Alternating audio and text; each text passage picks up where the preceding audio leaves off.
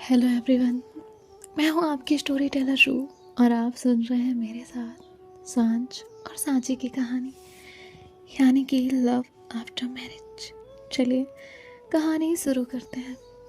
यहाँ नैना ने सांची को वो जितना समझाती थी, जितना समझा सकती थी, उतना समझा दिया था और उसे सब कुछ समझाने के बाद वो वहाँ से चली जाती है। यहाँ जो सांची है वो चुपचाप रूम में बैठी हुई थी।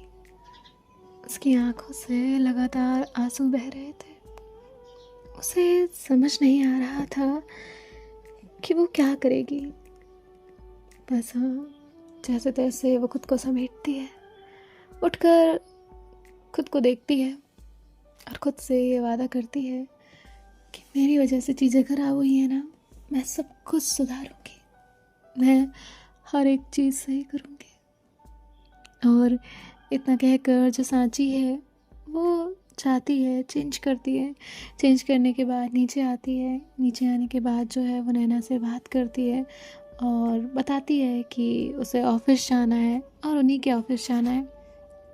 तभी जो नैना है वो कहती है ठीक है, तो राघव जाने वाले हैं ना, तो उनके साथ चली जाओ।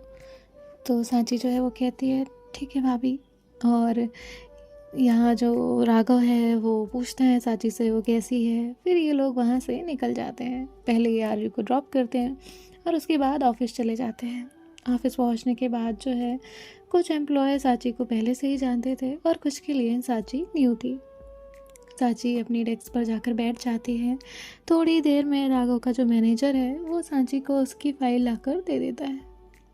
सांची अपना काम देखती है और अपना काम करने में बिजी हो जाती है।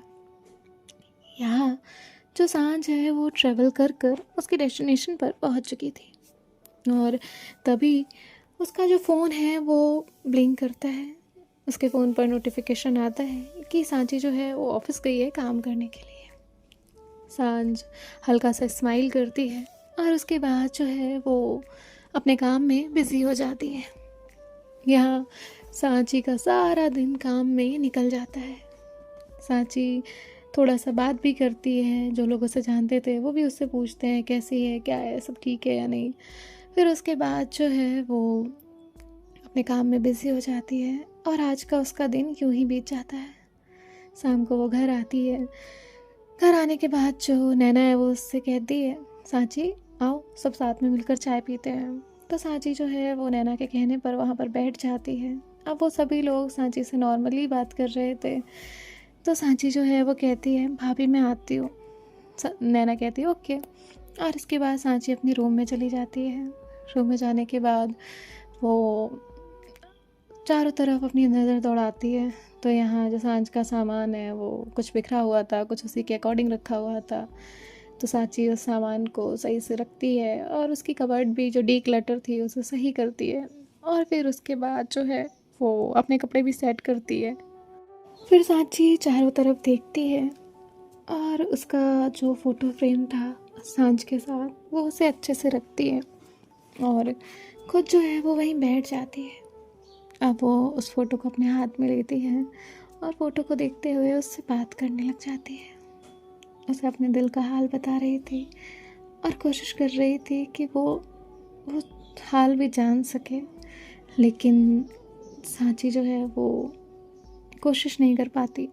तभी उसे याद आता है सांझ ने उसे कहा था कि उसका नंबर वही है। तो सांची अपने फ़ोन से वो नंबर डायल करती है और उसके बाद जो है उसे मैसेज करती है हाय। आधे घंटे बाद रिप्लाई आता है हेलो। सांची की फ़ोटो ऑलरेडी लगी हुई थी और सांझ जो है वो नंबर देखकर समझ गई थी कि ये सांची का नंबर है। तभी सांझ अपनी तरफ से लिखती है कोई काम था। सांची ने ना लिखा और कहा नहीं। सांझ ने कहा ओके और इतना कहकर वो ऑफलाइन जाने वाली थी। तो तभी सांची ने कहा वो मुझे कुछ बात करनी थी।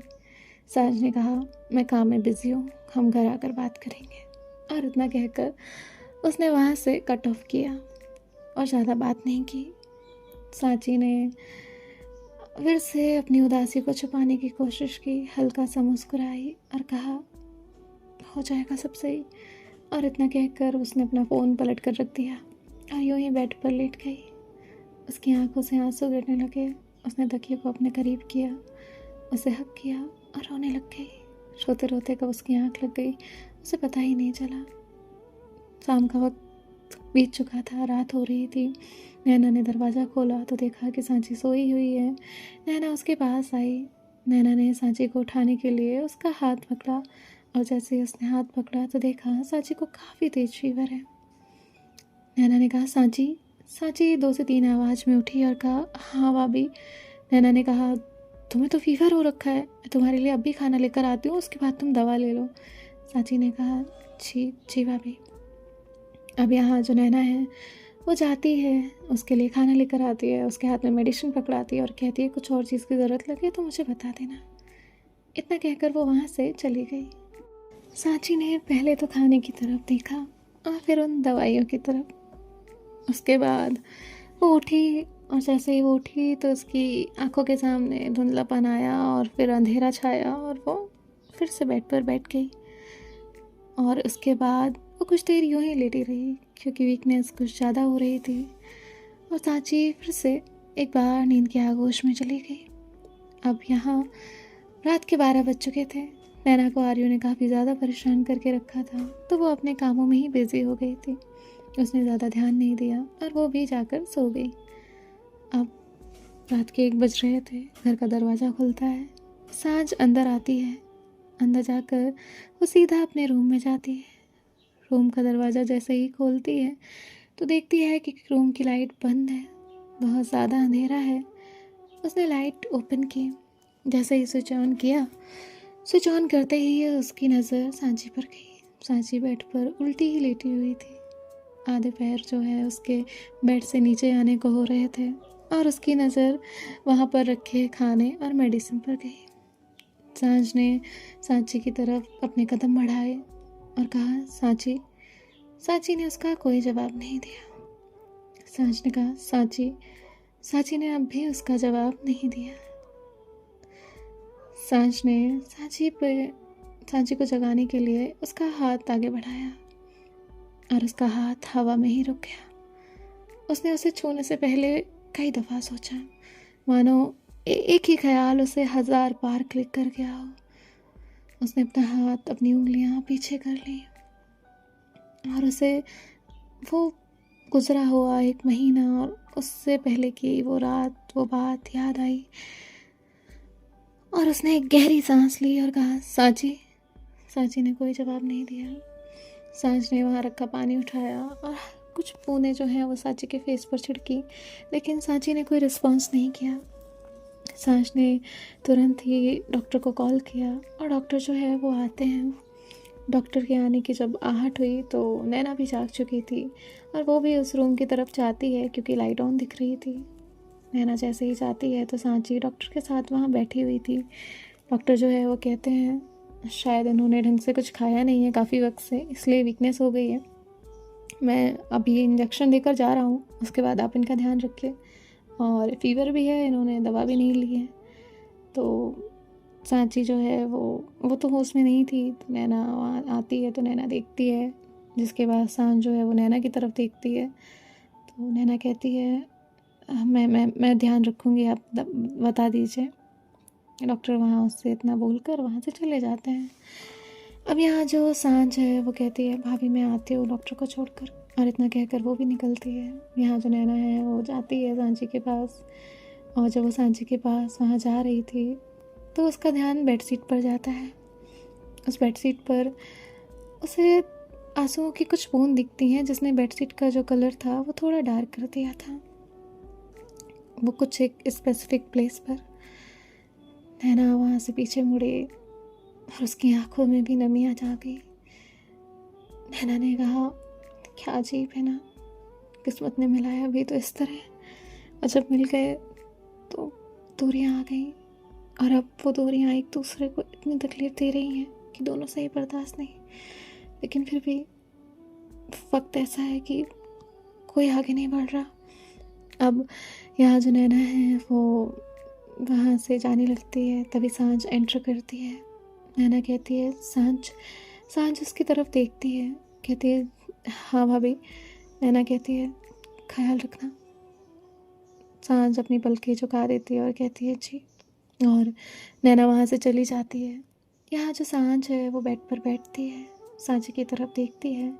सांची के फेस से साफ समझ आ रहा था कि उसने कितनी लापरवाही की है अपना हर ख्याल रखने में। सांझ उसके पास बैठती है, उसके हाथ अब भी काँप रहे थे। उसने धीरे से अपना हाथ आगे बढ़ाया और कांपते हुए हाथों से सांची का हाथ थामा। उसके आंखों से आंसू जो गिरा वो सांची के हाथ पर गिरा और सांची ने कहा, मैं तुमसे भाग नहीं रही, तुमसे दूर रहने की भी कोशिश नहीं कर रही, लेकिन तुम्हारे करीब भी नहीं आ पा रही, तुमसे बात भी नहीं कर पा रही। मुझे अंदर ही अंदर कुछ खा रहा है जो मुझे अंदर ही अंदर तोड़ रहा है। मैं तुम्हें इस हालत में भी नहीं देख सकती और मुझसे तुम्हें ऐसे देखा भी नहीं जा रहा। मैं तुम्हारा साथ दे भी नहीं पा रही, तुम्हें ऐसे छोड़ भी नहीं पा रही। तुमने मुझे कहाँ उलझा दिया है सांची। एक तरफ तुम्हारी बातें, तुम्हारा यकीन, वो सब कुछ मेरी आंखों के सामने आ जाता है, और एक तरफ तुम्हारी ऐसी हालत। तुम्हें लगता होगा कि तुम्हारी तकलीफ ज्यादा है, तुम्हारा गिल्ट ज्यादा है, लेकिन नहीं सांची, तुम्हारा गिल्ट मुझे तकलीफ दे रहा है। तुम कब सामने से मुझसे आके बात करोगी? मेरे कान तरस गए हैं, मेरी आंखें तुम्हें देखने को तरसती हैं। मैं तुम्हें कैसे समझाऊं अपने दिल का हाल? तुम समझना क्यों नहीं चाहती? मैं तुम्हारे बिना नहीं रह पा रही हूँ और तुमसे दूर भी नहीं जाया जा रहा है। तुम मेरा वो हिस्सा बन चुकी हो जो मुझे सबसे ज्यादा दर्द दे रहा है, और सुकून भी मुझे उसी के गले से लग के मिलना है। और ये सबसे ज्यादा तकलीफ होती है जहर पीने से भी ज्यादा, क्योंकि उसमें तो एक फैसला हो जाता है, लेकिन यहाँ सिर्फ फासला है, फैसला नहीं। और फैसला किसी ने कर भी लिया तो सब खत्म हो जाएगा पहले की तरह। लेकिन मैं तुम्हें और खुद को एक आखिरी मौका देना चाहती हूँ, क्योंकि मैंने तुम्हारा सालों तक इंतजार किया। मैं ये नहीं कह रही कि मेरा प्यार ज्यादा है या मैं महान हूं, नहीं सांची, बस मैं तुम्हें तब भी बहुत वैल्यू करती थी जब मैंने तुम्हें पाया नहीं था, और मैं अब भी तुम्हें बहुत वैल्यू करती हूँ जब तुम मेरी हो। और वो उसका हो बोलते ही टोन सा खत्म हो गया, सांझ शांत हो गई और उसे याद आया कि हो और था में 1 महीने का गैप है, और वो उठकर सीधा वॉशरूम में चली गई। सांची को इंजेक्शन लगने के बाद और सांझ का हाथ पकड़ने के बाद थोड़ा सा होश आया था। जब सांची ये सब कह रही थी तो सांची की आंखों से आंसू गिरते हैं। सांझ थोड़ी देर बाद वॉशरूम से आती है। सांची ने अब तक करवट ले ली थी, सांझ भी चेंज कर चुकी थी और वो उसके पास आकर लेट जाती है।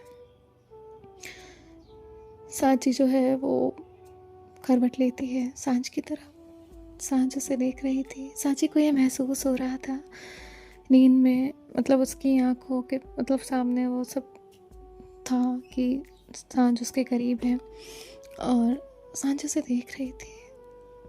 सांझ उसे कहती है, तुम्हें पता है कि ये बहुत डिफरेंट होता है, बहुत अलग, बहुत तकलीफ वाला, कि जिससे प्यार है वही तकलीफ दे रहा है और उसी से सुकून चाहिए। और मेरा भी यही हो गया है। मैं कहीं भी कुछ भी बोलूँगी ना तो मुझे पागल कहा जाएगा, पर क्या करें, शायद मेरा प्यार इस हद तक है, या कुछ भी तुम जो चाहे कह सकती हो। मुझे नहीं पता कि तुम्हें ये समझ आएगा या नहीं। कल तुम उठोगी तो क्या रिएक्ट करोगी, मुझे भी नहीं पता। तुम्हें कुछ याद भी होगा या नहीं, लेकिन मुझे बहुत तकलीफ है सांची, बहुत ज़्यादा। प्लीज़ अब इतना दर्द मत लिखो, कि मेरा इंतज़ार दर्द में ही ख़त्म हो जाए और मुझे तुम्हारे मिलने की कोई खुशी ही ना रहे। प्लीज़ प्लीज़ सांची, सब ठीक कर दो। तुम सब कुछ ठीक कर सकते हो सांची। बहुत तकलीफ होती है, बहुत ज़्यादा। और इतना कहकर सांच खुद को कंट्रोल करती है और कहती है सॉरी, मैं भी तुम्हें क्या नींद में समझा रही हूँ, तुम्हें तो होश भी नहीं है। खैर, अब तुम सो जाओ। और इतना कहकर वो करवट लेकर लेट जाती है। अब यहाँ जो सांची है वो बहुत कंट्रोल करती है और धीरे धीरे उसकी सिसकियाँ अब बढ़ने लगती हैं। उसे वो दर्द बर्दाश्त ही नहीं हो रहा था। सांची ने खुद को संभाला और सांच की तरफ देखा। सांच अब हल्की हल्की नींद में थी। सांची उसके पास ऐसे गई जैसे कि वो नींद में ही है। सांची ने सांच को अपने करीब किया। वो उसके शोल्डर पे जाके सर रखती है, उसके दूसरी तरफ अपना हाथ रखती है और उसके शोल्डर से अपना सर टिका लेती है। धीरे धीरे सांच की वो शर्ट गीली होने लगी और सांची के वो आंसू बहते गए। आज कितने वक्त बाद उसके दिल को सुकून मिला था। कितने वक्त बाद वो उसे ऐसा लग रहा था कि वो रो सकती है और वो बस रोती रही। थोड़ी देर बाद सांच ने हलचल की और सांची ने अपनी आंखें बंद कर ली बहुत कस के, कि सांच जान ही ना पाए कि वो जग रही थी या वो रो रही थी। सांच को हल्की सी नमी महसूस हुई। उसने अपने कंधे की तरफ हाथ बढ़ाया तो उसका हाथ सांची के चेहरे पर गया और उसने अपनी नज़र इधर की तो देखा कि सांची उसके कितने करीब होकर लेटी हुई है। अब वो उसे देखती है और उसे महसूस होता है कि सांची रोई है।